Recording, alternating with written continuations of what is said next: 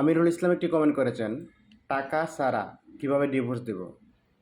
অনেক টাকা, দেওয়ার সামর্থ্য নাই, বউ রাখার মতো সামর্থ্য নাই।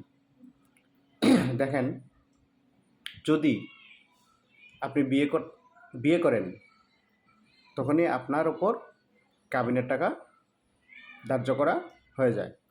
তারপরে আপনি ডিভোর্স দেন বা না দেন, আপনার কাবিনের টাকা দিতেই হবে। তবে দেনমোহর বা কাবিন যেটা বলি আমরা, দেনমোহরটা সাধারণত আপনার সামর্থ্যের উপর ডিপেন্ড করে। আপনার যেরকম সামর্থ্য আছে সেরকম দেনমোহর দিবেন, যাতে পরিশোধ করতে পারেন। যে সামর্থ্য নাই সেরকম দেনমোহর দেওয়া কোনো সময় উচিত না, পরবর্তীতে জামালায় পড়তে হয়। আর আপনার যেহেতু সামর্থ্য নাই, যদি একেবারে দেউলিয়া হন সেটা অন্য ব্যাপার। আর যদি মোটামুটি সামর্থ্য থাকে, আপনি আস্তে আস্তে দিতে পারেন। যদি মামলাটা আদালত পর্যন্ত যায়, আদালতকে আপনি যদি সন্তুষ্ট করতে পারেন যে আপনি দিবেন আস্তে আস্তে, এখন দেওয়ার সামর্থ্য নাই, তাহলে আদালত আপনার কথা শুনতে পারে। আশা করি উত্তরটি পেয়েছেন।